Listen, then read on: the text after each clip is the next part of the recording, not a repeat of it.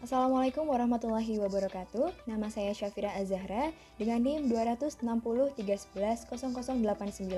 Pada kesempatan kali ini saya akan membahas tentang B3 atau bahan beracun dan berbahaya.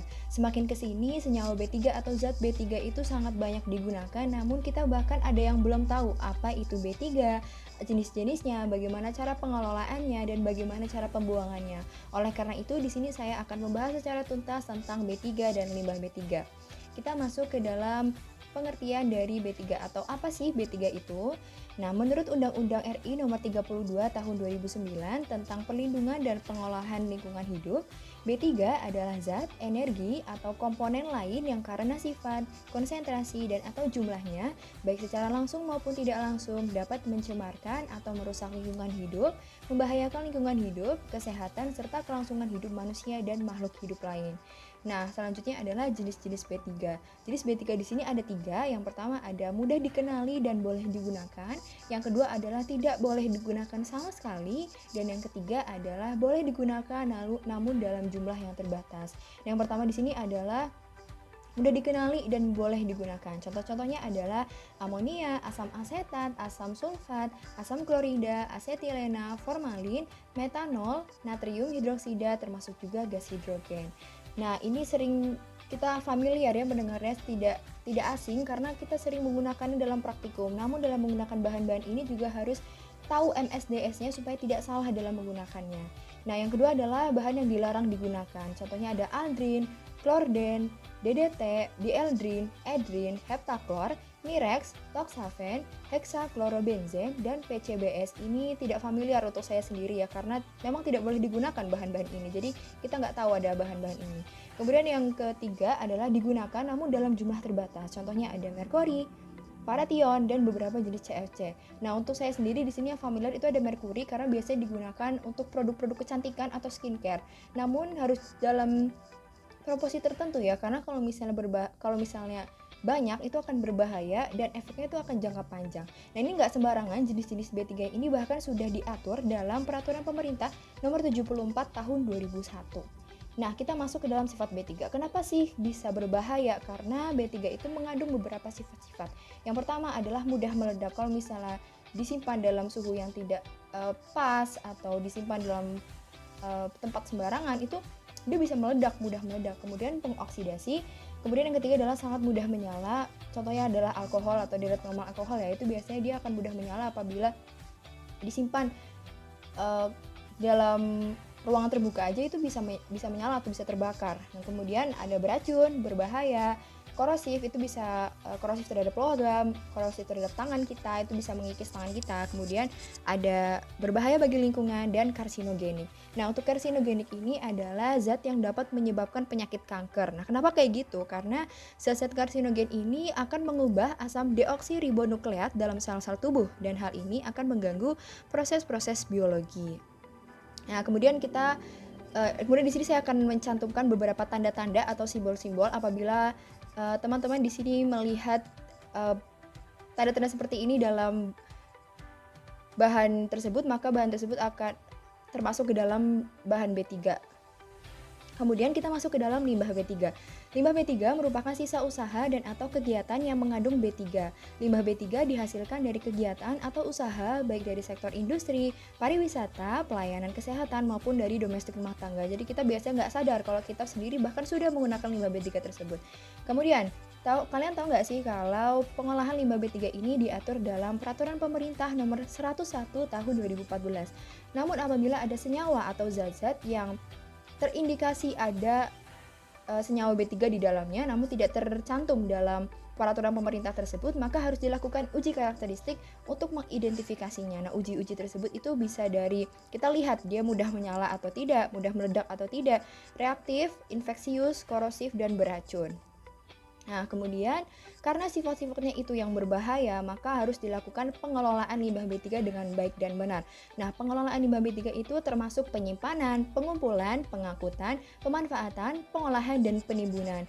Pengolahan limbah B3 ini harus dengan izin atau izin dari pemerintah setempat ya. Nah, kemudian kita masuk ke dalam pengolahan limbah B3. Nah, pengolahan yang akan saya jelaskan di sini ada 3, yaitu secara kimia, biologi, dan fisika. Nah, yang pertama di sini pengolahan secara kimia. Ini untuk menghilangkan partikel-partikel yang tidak mudah mengendap atau koloid, logam-logam berat, senyawa fosfor, dan zat organik beracun. Nah, di sini saya akan menjelaskan satu tekniknya atau satu caranya, yaitu stabilisasi atau solidifikasi. Di sini adalah proses mengubah bentuk fisik senyawa kimia. Tujuannya adalah untuk menurunkan laju migrasi bahan pencemar limbah serta mengurangi toksisitas limbah.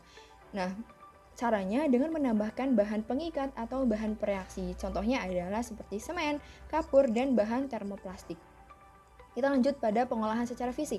Nah, di sini adalah penyisihan terhadap bahan-bahan tersuspensi berukuran besar dan mudah mengendap dengan cara flotasi, filtrasi, dan absorpsi. Jadi, kita secara fisik saja kita melakukan penyaringan karena partikel-partikel yang akan kita saring itu adalah yang berukuran besar. Jadi, bisa tersaring. Kemudian yang ketiga adalah pengolahan secara biologi. Umumnya ini ada dua, yaitu bioremediasi dan sitoremediasi. Perbedaannya di sini ada penggunaan bahannya. Yang pertama ini bioremediasi menggunakan bakteri atau mikroorganisme, sedangkan sitoremediasi ini menggunakan tumbuhan untuk menguraikan limbah B3 tersebut. Nah, kita masuk ke dalam metode pembuangan. Untuk metode pembuangan di sini ada 3. Yang pertama ada sumur dalam atau sumur injeksi. Nama lainnya adalah deep well injection. Kemudian kolam penyimpanan atau surface impoundments, dan landfill untuk limbah B3 atau secure landfill. Nah, di sini saya akan menjelaskan satu persatu. Yang pertama adalah sumur dalam. Cara pembuangannya di sini adalah memompahkan limbah B3 tersebut ke dalam pipa-pipa ke dalam lapisan batuan yang paling dalam, bahkan lebih dalam dari lapisan air tanah dangkal maupun air tanah dalam. Nah, secara teori limbah B3 ini akan terperangkap dalam lapisan-lapisan tersebut sehingga tidak mencemari air dan tanah. Nah, namun pembuangan dengan cara ini masih menjadi kontroversi, didukung dengan tidak adanya lagi sumur yang dibuat setelah tahun 1980. Kemudian yang kedua adalah kolam penyimpanan. Nah, cara ini adalah limbah B3 itu akan ditampung dalam kolam-kolam khusus limbah B3. Nah, apabila air itu akan menguap, air limbahnya itu akan menguap, maka senyawa B3-nya itu akan terkonsentrasi dan akan mengendap di bagian dasar kolam tersebut. Nah, namun kelemahannya di sini adalah yang pertama dia memakan banyak tempat, yang kedua adalah masih bisa terjadi kebocoran, dan yang ketiga ditakutkan senyawa B3 itu ikut menguap bersamaan dengan air dari limbah dan akhirnya akan mencemari udara. Kemudian yang terakhir adalah landfill.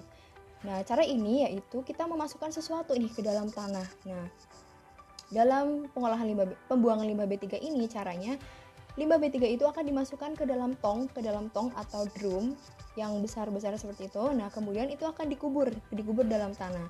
Nah, namun tidak begitu saja, landfill ini didesain sedemikian rupa secara khusus dan harus dimasukkan alat yang bisa memonitoring supaya tidak terjadi kebocoran. Nah, apabila metode ini dilakukan dengan baik dan benar, maka metode ini merupakan salah satu metode yang paling efektif. Namun terdapat kekurangannya juga. Yang pertama adalah biaya operasinya itu tinggi, kemudian yang kedua ini masih bisa terjadi, kemungkinannya itu masih ada untuk terjadi kebocoran. Dan yang ketiga ini tidak memberikan solusi jangka panjang karena limbah B3 itu akan semakin banyak dan akan semakin menumpuk. Kita tidak mungkin mengubur tong atau drum-drum tersebut selama bertahun-tahun ke depan di tanah, karena ya tanah di Indonesia aja sudah sangat kecil, sudah sangat minim. Jadi itu tidak memberikan solusi jangka panjang seperti itu. Nah, kemudian di sini ada hadis dari Rasulullah SAW. Sesungguhnya Allah Subhanahu wa Ta'ala itu suci dan menyukai hal-hal yang suci. Dia maha bersih yang menyukai kebersihan, dia maha mulia yang menyukai kemuliaan, dia maha indah yang menyukai keindahan. Karena itu bersihkanlah tempat-tempatmu. Ini adalah hadis riwayat Tirmizi. Jadi bukan hanya limbah B3 saja, tapi semua limbah hasil yang sudah kita gunakan itu harus dikelola dengan benar, harus dimanfaatkan dengan baik dan benar, harus diproduksi lagi. Kalau misalnya bisa kita pakai lagi. Kalau kita bisa memanfaatkan lagi, kita manfaatkan lagi. Pokoknya jangan sampai seperti gambar yang sudah saya berikan di sini ya, itu terjadi pencemaran udara di mana-mana. Bukan hanya pencemaran udara ya, polusi di mana-mana, pencemaran air, pencemaran tanah. Kita akan mudah terserang penyakit dan Untuk mencegah hal-hal tersebut itu harus datang dari diri kita sendiri supaya kita bisa menjaga bumi dan lingkungan sekitar dengan baik dan benar. Nah, terima kasih, mungkin segitu saja dari saya. Nah, materi yang sudah saya jelaskan ini saya ambil dari platform resmi Dinas Lingkungan Hidup Daerah Istimewa Yogyakarta dan pemerintah Kabupaten Buleleng. Terima kasih, semoga materi yang sudah saya sampaikan bermanfaat. Mohon maaf apabila ada salah kata. Terima kasih. Wassalamualaikum warahmatullahi wabarakatuh.